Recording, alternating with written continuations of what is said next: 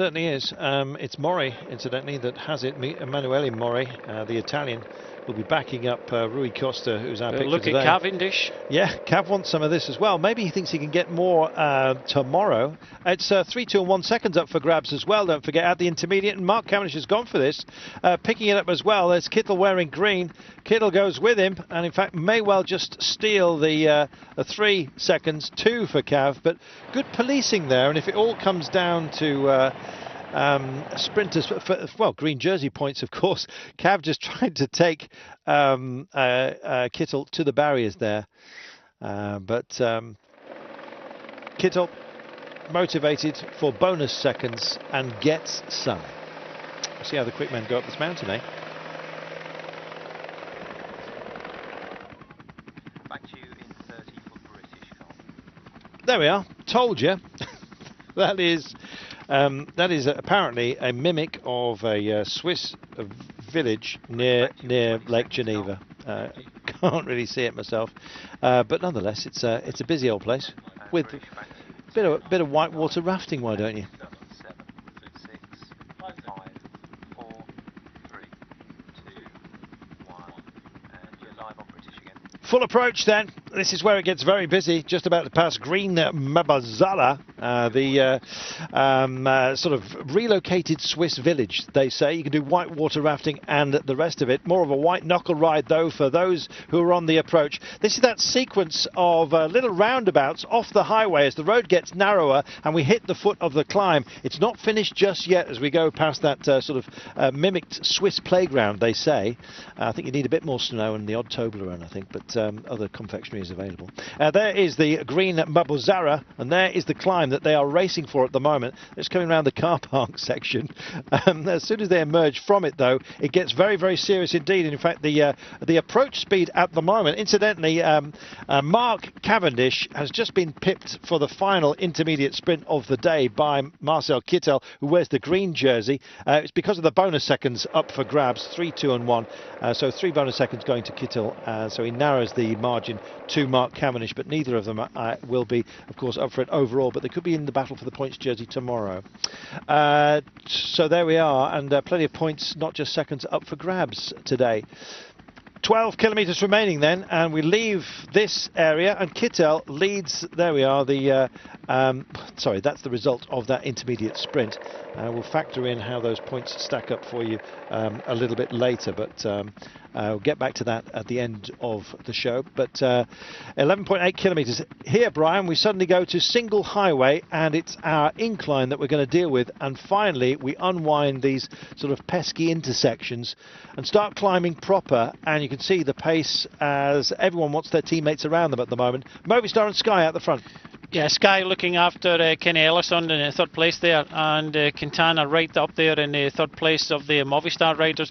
We'll start to see a lot of the domestics, the helpers, move over to the left and the right hand side. Their job is pretty much done for the day. Leave it up to the climbers. But Ondul riding at the front, trying to look after his teammate Kenny Ellison. But we're through the gates, onto the climb, and let the battle commence. Yes, indeed. Nicholas Roach, by the way, wearing the Irish national champions jersey. There's a green hoop around his chest. You can see he is doing a lot of approach work here. Can't see where TJ is. He's a little bit further back. They've divorced from him at the moment. We're on the climb. Let's describe it, Brian. Yes, we had to. It's a gradual start, 4.8%, and then the next few kilometres at average is about 8%. But about 3 kilometres to go, it goes up to the maximum 11%, and then just after the kilometre to go, there's a slight downhill and a kick up just before the finish. But 11 kilometres, or just under 11 kilometres in length, average 6.6 with the maximum 11%, as we've just told you. So here is the turn from the more manicured highway. As you can see, it's exceptionally so. Virtually not a bus ticket of litter knocking around the place. It does look exceptionally clean. Man's hand very visible in the desert here. Playing their hand as well are Movistar, and this is for Quintana. So they roll into it, and good power as well they can carry into this incline. BMC and TJ Van Garderen are here, and there's Nicholas Roach in the white with the green hoop as Irish national champion, also working hard. as part of the engine room, and big protection, I guess you might say, for TJ. We'll see whether he goes for it. I think Roche himself might have a crack. Sammy Sanchez is also involved. There's Quintana, and he's in a terrific position at the moment, and Nibali not that far behind, but looking like whenever I look at Nibali, he never really gives that much away, and then all of a sudden, if he is going to pop, it happens rather rapidly. Fabio Aru wrestling to stay in touch as well. That's Zakharov just sharing the back of the field at the moment with Marcel Kittel, who's done his job today and picked up some intermediate points, and Mark Cavendish likewise. They will live to scrap it out. Let's get up this incline later on. But this is your first view of attrition. Kittel over there in the green jersey, top right hand side of your screen. Meanwhile, out front, Quintana's called for action, and the men who have responded, TJ Van Garderen here looks like he's leading Nico Roche up this one, but it is of course for TJ himself. Nibali is also in the house. Where's Contador just for the time being is the big question. He's not right there right now. One would expect him to be there, but the pace has been a sterling one that's been set into the incline, and Quintana will have called for this. Yeah, Daniel Benatti is at the front, and the strong man is really setting a scintillating pace, causing some difficulty further behind. Well, we said the approach speed would be a high one, and Benatti, 36-year-old, bit of a quick man, you know, he's sprinting credentials. He can pick it up and has done on the approach, and Quintana essentially wants him to burn himself out. Quintana clearly believes that he can handle this all on his own as we dwell on the faster men down here. Albert Timmer in good company of Mark Cavendish and Kittel himself. And here we are, everyone out of the saddle, and Nico Roche as well is looking lively today.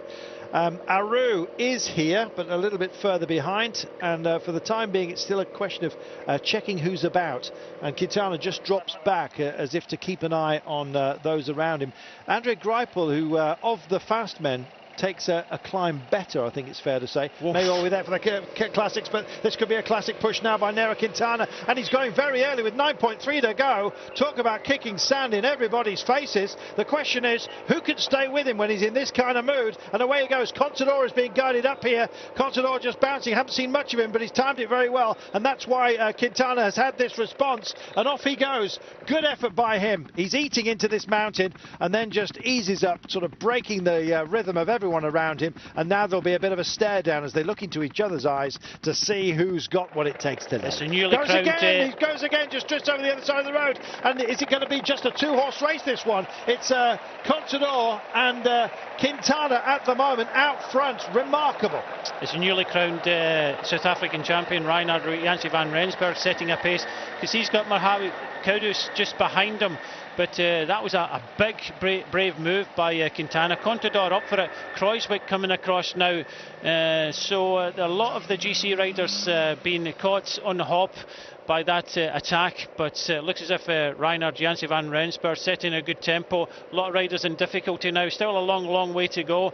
Benatti set a scintillating pace at the bottom of the climb. You could see it was setting up for Quintana. Quintana wants to go from a long way out. He doesn't want to wait till the late attacks. He thinks he's got it in himself, but it's Reinhard Janse van Rensburg that decided to close things down. It's eased ever so slightly, as Quintana says. He's too far near the front and left it up to the duo from Team Dimension Data. Indeed, and it's Kudus that's been guided into position here by Reinhard Janse van Rensburg, a quick man from South Africa, and Mohamed Kudus, though, just 23 years of age, runner-up in that stage, remember, stage 4 in Valencia, where Quintana shone brightly early season, and that's an unusual thing for Quintana. Well, it certainly was last year. He had a bad start to the season.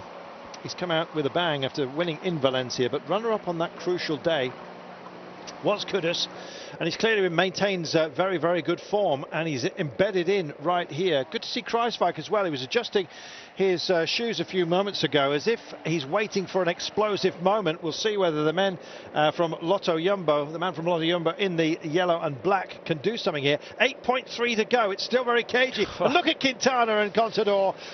Neither one wants to help the other, and at the moment they could well stare each other into the abyss of failure if they don't get themselves together. They could duke it out if they both went for it, but at the moment they are not. Fabio Aru's backup men just cast down the mountain here as we catch up with the back of a great group of talent. right now well, I'm sure we'll breeze by this lot. Can't see Dumoulin today. I thought he might have had something in reserve, and